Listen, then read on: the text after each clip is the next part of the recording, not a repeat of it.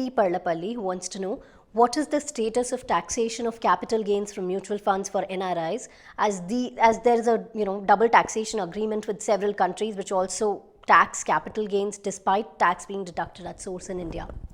So first of all, the capital gains on mutual fund investments for NRIs are taxed at the same rates as they are for the resident Indians. The only difference is that in case of NRIs, a TDS is levied at the time of redemption of those units, while in case of local investors, there is no such TDS that is levied.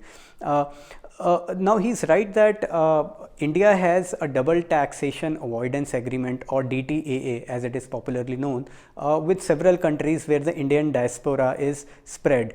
The tax rules governing these DTAAs could vary from country to country, but my broad understanding is that at a broad conceptual level, any income arising from investments is not exempt from tax in the source country, which in case of NRIs happens to be in India.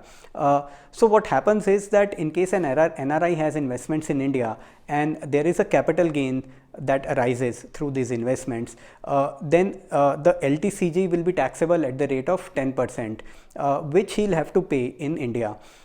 Now, let's assume that in the country of residence of this NRI, say the long-term capital gains are taxed at the rate of 30%. So that country would provide him the tax credit for the tax that he's already paid in India. So for instance, if in India the tax rate is 10% and in his country of residence the tax rate is 30%, so he'll pay the tax at the rate of 10% in India, but his country of residence would provide him this 10% tax credit and charge his capital gains to tax only at the rate of 20% and not at the 30%, which is the normal rate applicable over there.